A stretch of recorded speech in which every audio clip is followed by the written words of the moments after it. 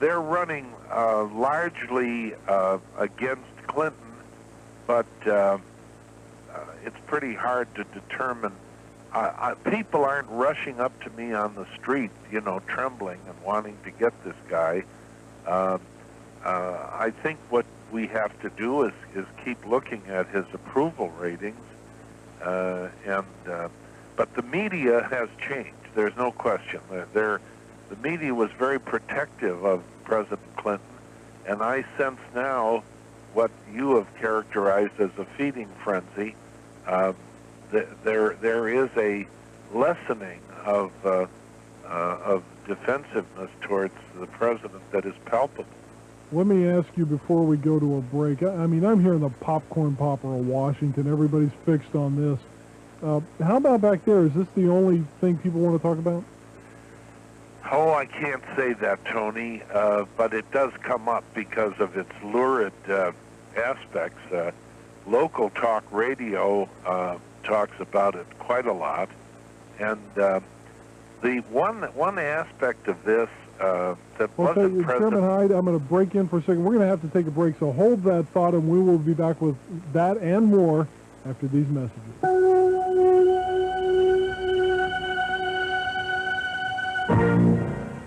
My good friends, you've been hearing a lot about Clean Shower, the incredible product that makes the nasty job of cleaning your shower virtually a non-job. A light mist of Clean Shower on all the wet surfaces, even the curtain, will render your shower spotless. You don't scrub, you don't wipe, you don't even touch the cleanser. Now, the good people at Clean Shower stand behind this invaluable product. It is 100% guaranteed. Now, be careful of fakes, phonies, and frauds. Get the real thing. Get Clean Shower. Remember, they guarantee it. This is WGBR News, Goldsboro's very own. It's time for a look at local news. I'm Thomas Vick on 1150 WGBR. All eyes are on the Neuse River. Local Wayne emergency service officials are watching the rise of the river because of the amount of rain received this week and the forecast of the National Weather Service overnight. The county is under a flash flood watch. The river has overflowed its banks, causing minor flooding. No road closures so far. According to emergency service officials, the Neuse currently near 15 feet. State Representative Carolyn Russell says juvenile crime is going up at an alarming rate in the state while overall crime is going down. The Goldsboro legislator says it's alarming to see the terrible things kids are doing at a younger and younger age. Russell said the legislature is talking about what to do with 10 and 11-year-old juvenile offenders when it used to be 12 and 13-year-olds. She said the state's juvenile laws must be reformed, and she hopes that will be done in this year's session. The Federal Emergency Management Agency has approved emergency food and shelter grants totaling $143,000 for Wayne and surrounding counties to help with local efforts to eliminate hunger and homelessness. The grants were announced as part of a $2 million award to the state of North Carolina. Statistics released by the state of North Carolina indicate current enrollment in Wayne County preschools and daycares is higher than ever. Census Bureau statisticians say the growth of organized facilities have went up 30% since last October. Statistics show the reason: the increasing need for both parents to be employed in order to support the home. There are some kids who still stay at home. According to officials, 22% of those children are cared for by an in-home babysitter. 48% are watched by relatives. While the parents are at work, 20% of children aged 5 and up are reportedly cared for by the father. The increasing use of cell phones in motor vehicles is causing concern among area law enforcement officers and some legislators. A recent study indicates that using phones while driving quadruples the risk of having an accident. Highway patrol officials and Wayne County Sheriff Kerry Winters say it's a sign of the times in a more mobile society and urge telephoning motorists to use greater caution. Goldsboro Police Chief Chester Hill says he's sure that a high percentage of accidents can be directly traced to cell phone use, although he does not have the statistics to back it up. State Representative Carolyn Russell and Senator John Carr of Goldsboro say they'd like to see some statistics, and it may be something the legislature needs to look at.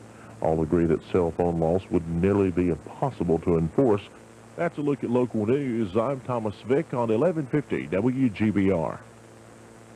Plenty of soggy weather remains in the forecast. A flash flood watch remains in effect till about 7 o'clock this evening. Occasional showers over the course of the afternoon, possibly a thunderstorm Highs ranging to the 50s to around 60 degrees. Scattered showers and thunderstorms into tonight. Low in the upper 40s to low 50s. Cloudy with the rain tapering off gradually tomorrow. May see a few snowflakes mixed in there as it ends, with highs in the low to mid 50s. I'm meteorologist Chris Thompson in the Weather Center.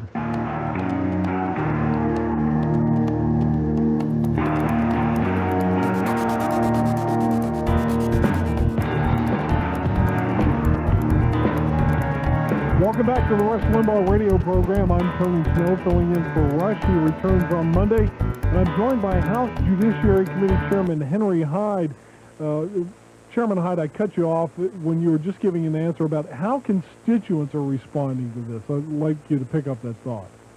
Well, I think interest is there. It's not all-consuming as it is in Washington, which is, after all, the biggest company town in America. But people are you can't avoid it. You can't escape it because it's on the air. It's on the television screens, and it's in the press. So interest is picking up, but I don't think it's reached the fever pitch that it has in Washington. Did you see the president's interview with Jim Lehrer on the NewsHour? Yes, I did. When you watched that, what did you think? What was your instinctive reaction? Well, I thought he was very careful. He was following a legal script. He didn't seem relaxed and at ease and free and easy. I think he was watching everything he said very carefully. And the general impression was one of equivocation, I thought. It was very well done. The president is masterful. But I don't think he accomplished his purpose at all. Will you be shocked if when the next public opinion polls are released, he is as high as he was before this broke? I would be shocked, yes, definitely. Now, one of the other things, a lot of people around the country, you're throwing a little cold water on people who say, you know, this is it. We got him, we're going to take him down. You've been in this town a long time. You've seen what happens with crises like this. Should anybody in America wish for a president to be impeached? Well, I don't think so. I think we're in the midst of very important negotiations with Saddam Hussein that could mean war or peace. There is a very volatile situation in the Balkans with Bosnia and Serbia and Croatia and all the rest. The problems in North Korea, the problems in the Middle East of Palestinians, the Israelis. We've got problems all over the globe, and our stature, our moral standing, is being eroded. We're becoming a laughing stock. So I think any more of this is not helpful to the country. Now, politically, we Republicans, of course, are not happy with Clinton as president. I think I certainly am not happy with his presidency. But you have to follow the Constitution and try to be judicious about penalizing people, especially if the ultimate penalty is removal from office. So we may well have to do this. I'm not saying that it can't happen or won't happen, but I would like people to understand that what a major undertaking it is and what certain things have to be in place. Tony, when Nixon was brought before the House Judiciary Committee when Pete Rodino was chairman, it was a vastly different landscape. Nixon had been named as an unindicted co-conspirator. Two attorneys generals had been convicted, John Mitchell and Richard Kleindienst. Gray, the head of the FBI, had resigned and I guess was indicted. So what you're saying is this ain't Watergate? No, it's not nearly Watergate.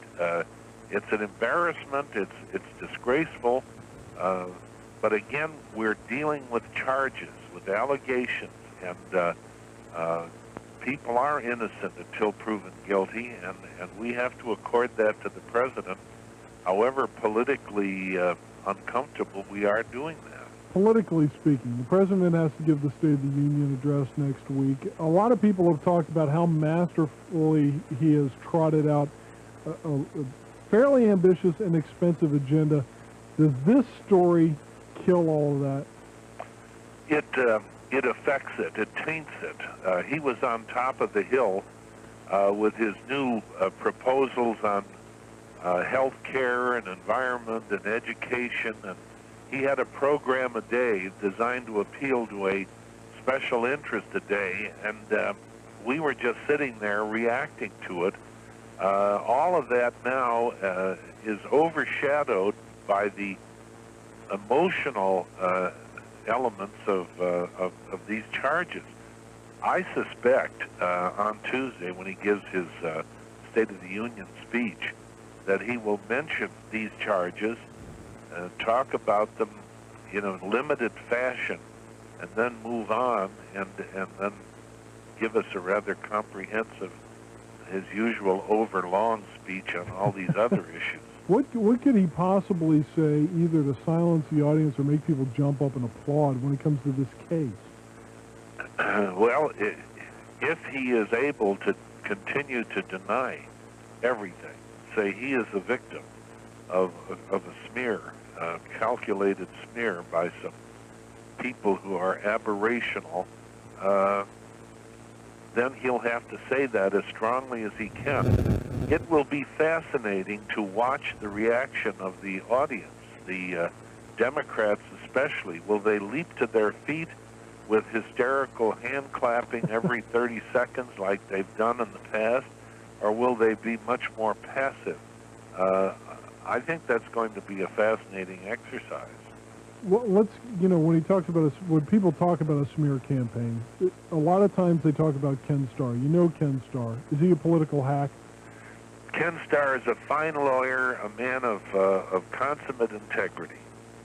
So do you think that, one of the charges that has been leveled in recent days, actually today, by William Ginsburg, Monica Lewinsky's lawyer, is that he took this poor girl, stuck her in a room for 8 or 9 hours without the presence of an attorney. He's been trying to strong-arm her and her family. Would that be inappropriate behavior?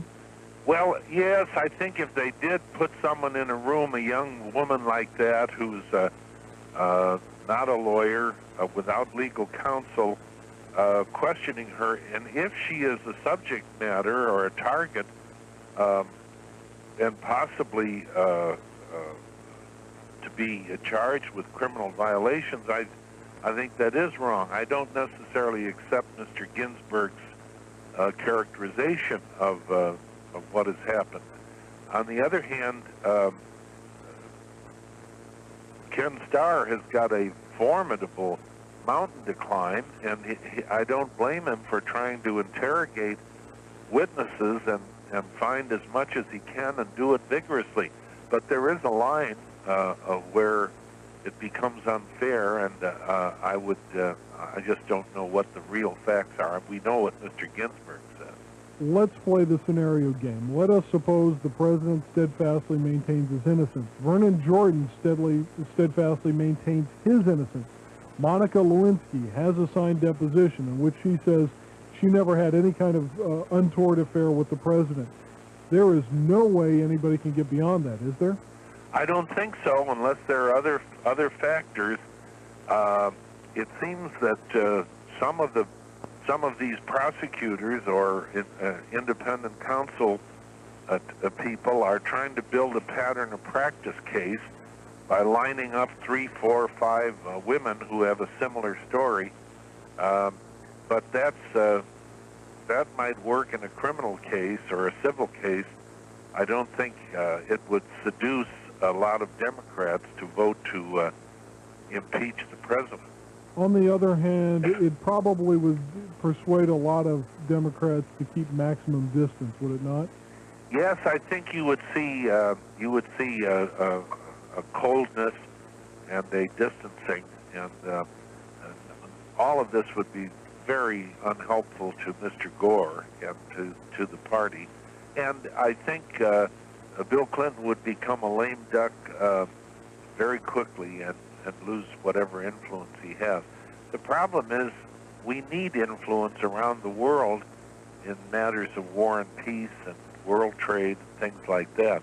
And his diminished stature is hurts the whole country. Well, I'm not sure what you're saying. It sounds like you're saying don't push him or find a resolution and replace him. Which is it?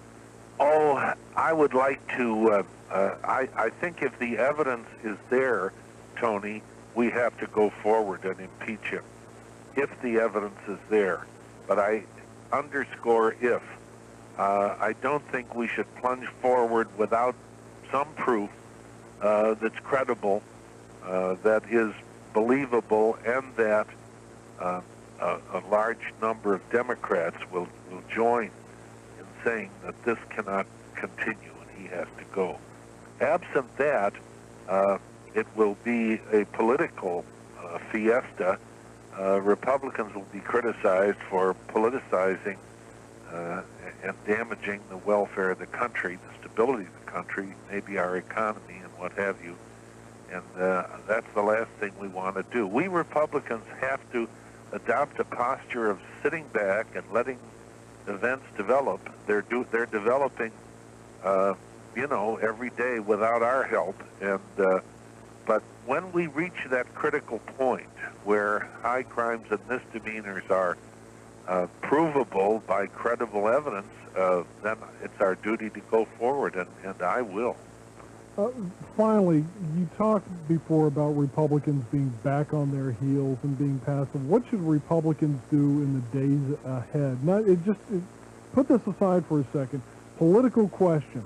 How active should the party be in trying to set an agenda? Well, I think we need an agenda that's not on this subject. We have to have an agenda. We have to have programs for education and defense and foreign policy.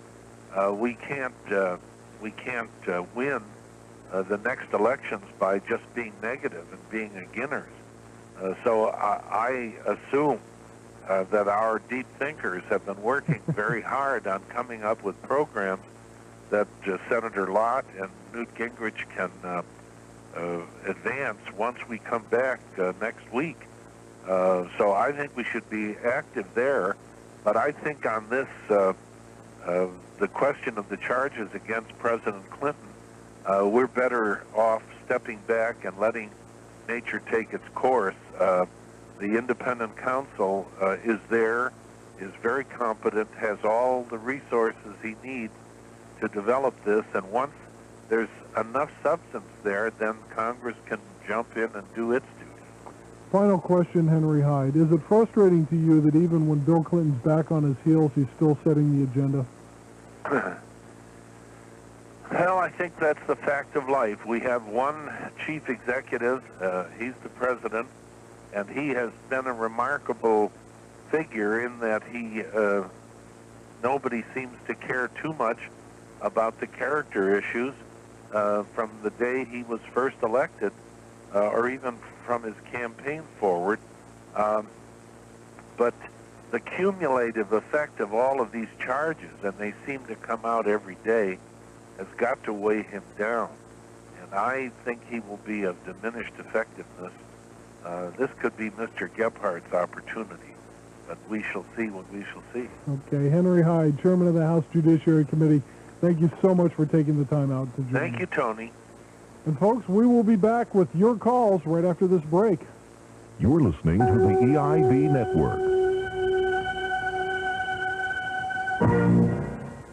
You're smart, right? You want fast, accurate trades and seriously low commissions. That's Ameritrade. Internet trade for $8, touchtone trade for $12, or trade by broker for just $18. Check out Ameritrade.com or call 1-800-403-3399. Open an account by April 15th and get a free IRA for life. Call 1-800-403-3399 or go to Ameritrade.com. Ameritrade, the way to trade, period.